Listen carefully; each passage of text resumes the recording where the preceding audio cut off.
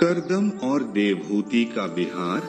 श्री मैत्रेय जी ने कहा, विदुर जी, माता पिता के चले जाने पर पति के अभिप्राय को समझ लेने में कुशल साध्वी देवहूति कर्दम जी की प्रतिदिन प्रेम पूर्वक सेवा करने लगी। ठीक उसी तरह जैसे श्री पार्वती जी भगवान शंकर की सेवा करती हैं, उसने काम वासना, दंभ, द्वेष, लोभ, पाप और मद का त्याग कर बड़ी सावधानी और लगन के साथ सेवा में तत्पर रहकर विश्वास, पवित्रता, गौरव, संयम, शुश्रूषा, प्रेम और मधुर भाषणादि गुणों से अपने परम तेजस्वी पतिदेव को संतुष्ट कर लिया।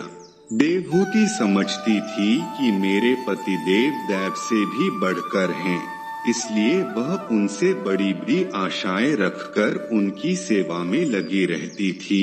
इस प्रकार बहुत दिनों तक अपना अनुवर्तन करने वाली उस मनुपुत्री को व्रतादि का पालन करने से दुर्बल हुई देख देवर्षि श्रेष्ठ कर्दम को दयावश कुछ खेद हुआ और उन्होंने उससे प्रेम गदगद वाणी में कहा। कर्दम जी बोले, मनुनंदिनी, तुमने मेरा बड़ा आदर किया है। मैं तुम्हारी उत्तम सेवा और परम भक्ति से बहुत संतुष्ट हूँ। सभी देहधारियों को अपना शरीर बहुत प्रिय एवं आदर की वस्तु होता है, किंतु तुमने मेरी सेवा के आगे उसके क्षीण होने की भी कोई परवाह नहीं की, अतः अपने धर्म का पालन करते रहने से मुझे तप, समाधि, उपासना और योग के द्वारा जो भय और शोक से रहित भगवत प्रसाद स्वरूप विभूतियाँ प्राप्त हुई हैं, उन पर मेरी सेवा के प्रभाव से अब तुम्हारा भी अधिकार हो गया है। मैं तुम्हें दिव्य दृष्टि प्रदान करता हूँ, उसके द्वारा तुम उन्हें देखो। अन्य जितने भी भोग हैं वे तो भगवान श्रीहरि के भ्रुकुट विलास मात्र से नष्ट हो जाते हैं, अतः वे इनके आगे कुछ भी नहीं हैं। तुम मेरी सेवा से भी कृतार्थ हो गई हो। अपने पतिव्रत धर्म का पालन करने से तुम्हें ये दिव्य भोग प्राप्त हो गए हैं। तुम इन्हें भोग सकती हो। हम राजा हैं, हमें सब कुछ सुलभ है। इस प्रकार जो अभिमान आदि विकार हैं, उनके रहते हुए मनुष्यों को इन दिव्य भोगों की प्राप्ति होनी कठिन है। कर्दम जी के इस प्रकार कहने से अपने पतिदेव को संपूर्ण योग माया और विद्याओं में कुशल जानकर उस अबला की सारी चिंता जाती रही। उसका मुख किंचित संकोच भरी चितवन और मधुर मुस्कान से खिल उठा और वह विनय एवं प्रेम से गदगद वाणी में इस प्रकार कहने लगी। देवहूति ने कहा, द्विजश्रेष्ठ स्वामिन, मैं यह जानती हूँ कि कभी निष्फल न होने वाली योग शक्ति और त्रिगुणात्मिका माया पर अधिकार रखने वाले आपको ये सब ऐश्वर्य प्राप्त हैं, किंतु प्रभो, आपने विवाह के समय जो प्रतिज्ञा की थी कि गर्भाधान होने तक मैं तुम्हारे साथ गृहस्थ सुख का उपभोग करूँगा, उसकी अब पूर्ति होनी चाहिए, क्योंकि श्रेष्ठ पति के द्वारा संतान प्राप्त होना पतिव्रता स्त्री के लिए महान लाभ है। हम दोनों के समागम के लिए शास्त्र के अनुसार जो कर्तव्य हो उसका आप उपदेश दीजिए और उपटन, गंध, भोजन आदि उपयोगी सामग्रियां भी जुटा दीजिए, जिससे मिलन की इच्छा से अत्यंत दीन दुर्बल हुआ मेरा यह शरीर आपके अंगसंग के योग्य हो जाए, क्योंकि आपकी ही बढ़ाई हुई काम वेदना से मैं पीड़ित हो रही हूँ। स्वामिन, इस कार्य के लिए एक उपयुक्त भवन तैयार हो जाए, इसका भी विचार कीजिए। मैत्रेय जी कहते हैं, विदुर जी, कर्दम मुनि ने अपनी क्रिया की इच्छा पूर्ण करने के लिए उसी समय योग में स्थित होकर एक विमान रचा जो इच्छानुसार सर्वत्र जा सकता था। यह विमान सब प्रकार के इच्छित भोग सुख प्रदान करने वाला, अत्यंत सुंदर, सब प्रकार के रत्नों से युक्त, सब संपत्तियों की उत्तरोत्तर वृद्धि से संपन्न तथा मणिमय खंभों से सुशोभित था।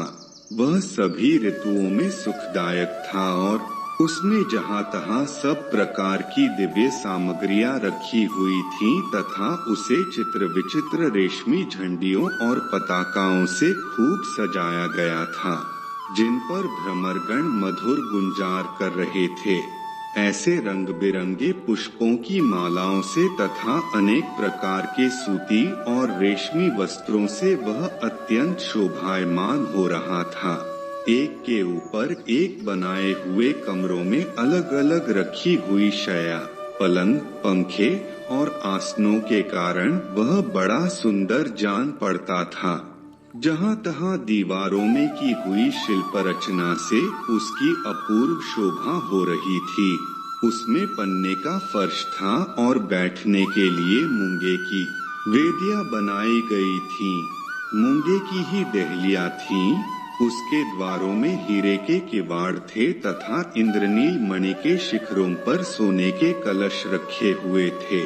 उसकी हीरे की दीवारों में बढ़िया लाल जड़े हुए थे, जो ऐसे जान पड़ते थे मानो विमान की आँखें हो तथा उसे रंग बिरंगे चंदोबे और बहुमूल्य सुनहरी बंधनवारों से सजाया गया था। उस विमान में जहाँ तहाँ कृत्रिम हंस और कबूतर आदि पक्षी बनाए गए थे, जो बिल्कुल सजीव से मालूम पड़ते थे। उन्हें अपना सजातीय समझकर बहुत से हंस और कबूतर उनके पास बैठ बैठकर अपनी बोली बोलते थे। उसमें सुविधानुसार क्रीड़ा स्थली, शयनगृह, बैठक, आंगन और चौक आदि बनाए गए थे, जिनके कारण वह विमान स्वयं करदमजी को भी विस्मित सा कर रहा था। ऐसे सुंदर घर को भी जब देवहूति ने बहुत प्रसन्न चित्त से नहीं देखा, तो सबके आंतरिक भाव को परख लेने वाले करदमजी ने स्वयं ही कहा, भीरू, तुम इस बिंदु सरोवर में स्नान करके विमान पर चढ़ जाओ। यह विष्णु भगवान का रचा हुआ तीर्थ मनुष्यों को सभी कामनाओं की प्राप्ति कराने वाला है। कमललोचना देवहूति ने अपने पति की बात मानकर सरस्वती के पवित्र जल से भरे हुए उस सरोवर में प्रवेश किया। उस समय वह बड़ी मैली कुचैली साड़ी पहने हुए थी।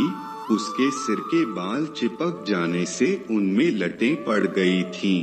शरीर में मैल जम गया था तथा स्तन कांतिहीन हो गए थे।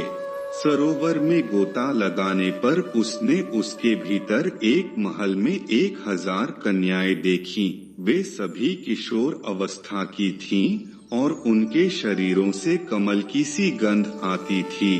देवहूति को देखते ही वे सब स्त्रियां सहसा खड़ी हो गईं और हाथ जोड़कर कहने लगी, हम आपकी दासियां हैं, हमें आज्ञा दीजिए, आपकी क्या सेवा करें। विदुर जी।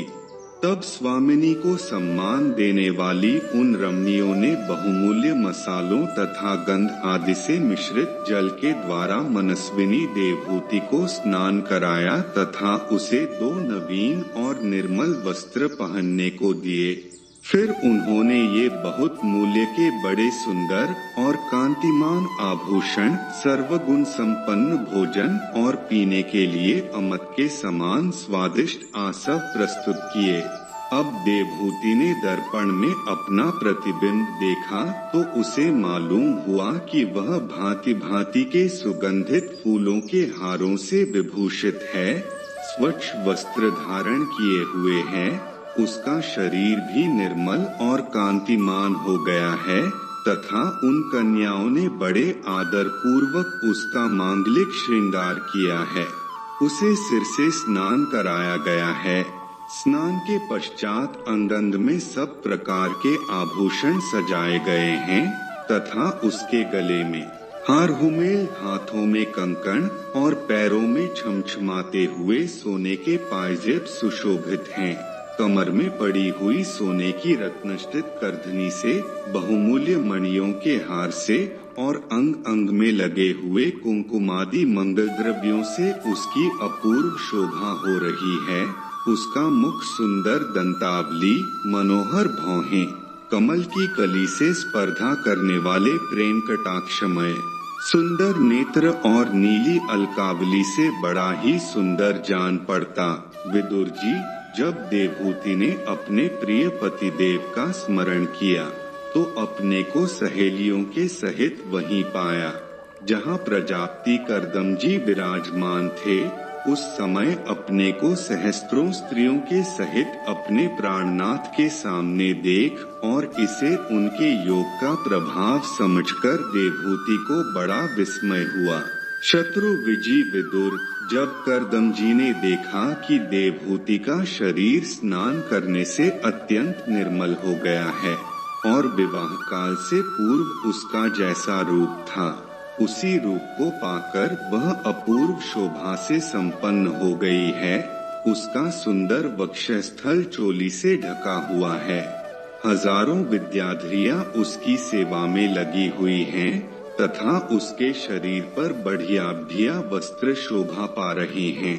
तब उन्होंने बड़े प्रेम से उसे विमान पर चढ़ाया। उस समय अपनी प्रिया के प्रति अनुरक्त होने पर भी कर्दमजी की महिमा मन और इंद्रियों पर प्रभुता कम नहीं हुई। विद्याधरियां उनके शरीर की सेवा कर रही थीं। खिले हुए कुमुद के फूलों से श्रृंगार करके अत्यंत सुंदर बने हुए वे विमान पर इस प्रकार शोभा पा रहे थे मानो आकाश में तारागण से घिरे हुए चंद्रदेव विराजमान हो। उस विमान पर निवास कर उन्होंने दीर्घ काल तक कुबेर जी के समान मेरु पर्वत की घाटियों में विहार किया। ये घाटियां 8 लोकपालों की विहार भूमि हैं। इनमें कामदेव को बढ़ाने वाली शीतल मंद सुगंध वायु चलकर इनकी कमनीय शोभा का विस्तार करती है तथा श्री गंगा जी के स्वर्गलोक से गिरने की मंगलमय ध्वनि निरंतर गूंजती रहती है। उस समय भी दिव्य विद्याधरियों का समुदाय उनकी सेवा में उपस्थित था और सिद्धगण वंदना किया करते थे। इसी प्रकार प्राणप्रिया देवहति के साथ उन्होंने वैश्रम्भक, सुरसन, नंदन, पुष्पभद्र और चैत्ररथ आदि अनेकों देवोद्यानों तथा मानस सरोवर में अनुराग पूर्वक विहार किया। उस कांतिमान और इच्छानुसार चलने वाले श्रेष्ठ विमान पर बैठकर वायु के समान सभी लोकों में विचरते हुए कर्दमजी विमान विहारी देवताओं से भी आगे बढ़ गए। विदुर जी, जिन्होंने भगवान के भवभयहारी पवित्र पाद पद्मों का आश्रय लिया है, उन धीर पुरुषों के लिए कौन सी वस्तु या शक्ति दुर्लभ है। इस प्रकार महायोगी कर्दमजी यह सारा भूमंडल जो द्वीप वर्ष आदि की विचित्र रचना के कारण बड़ा आश्चर्यमय प्रतीत होता है, अपनी प्रिया को दिखाकर अपने आश्रम को लौट आए। फिर उन्होंने अपने को 9 रूपों में विभक्त कर रति सुख के लिए अत्यंत उत्सुक मनुकुमारी देवहूति को आनंदित करते हुए उसके साथ बहुत वर्षों तक विहार किया, किंतु उनका इतना लंबा समय एक मुहूर्त के समान बीत गया। उस विमान में रति सुख को बढ़ाने वाली बड़ी सुंदर शया का आश्रय ले अपने परम रूपवान प्रियतम के साथ रहती हुई देवहूति को इतना काल कुछ भी न जान पड़ा। इस प्रकार उस कामासक्त दंपति को अपने योग बल से सैकड़ों वर्षों तक विहार करते हुए भी वह काल बहुत थोड़े समय के समान निकल गया। आत्मज्ञानी कर्दमजी सब प्रकार के संकल्पों को जानते थे, अतः देवहूति को संतान प्राप्ति के लिए उत्सुक देख तथा भगवान के आदेश को स्मरण कर उन्होंने अपने स्वरूप के 9 विभाग किए तथा कन्याओं की उत्पत्ति के लिए एकाग्रचित्त से अर्धांग रूप में अपनी पत्नी की भावना करते हुए उसके गर्भ में वीर्य स्थापित किया। इससे देवहूति के एक ही साथ 9 कन्याएं पैदा हुई। वे सभी सर्वांग सुंदरी थीं और उनके शरीर से लाल कमल की सी सुगंध निकलती थी।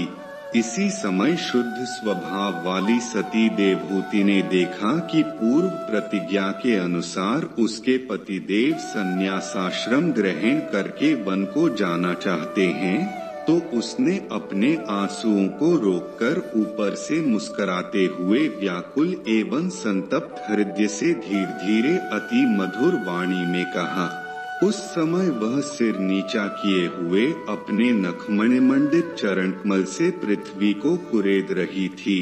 देवहूति ने कहा, भगवन, आपने जो कुछ प्रतिज्ञा की थी वह सब तो पूर्णतः निभा दी, तो भी मैं आपकी शरणागत हूँ। अतः आप मुझे अभयदान और दीजिए। ब्राह्मण, इन कन्याओं के लिए योग्य वर खोजने पड़ेंगे और आपके वन को चले जाने के बाद मेरे जन्म मरण रूप शोक को दूर करने के लिए भी कोई होना चाहिए। प्रभो, अब तक परमात्मा से विमुख रहकर मेरा जो समय इंद्रिय सुख भोगने में बीता है वह तो निरर्थक ही गया। आपके परम प्रभाव को न जानने के कारण ही मैंने इंद्रियों के विषयों में आसक्त रहकर आपसे अनुराग किया। तथापि यह भी मेरे संसार भय को दूर करने वाला ही होना चाहिए।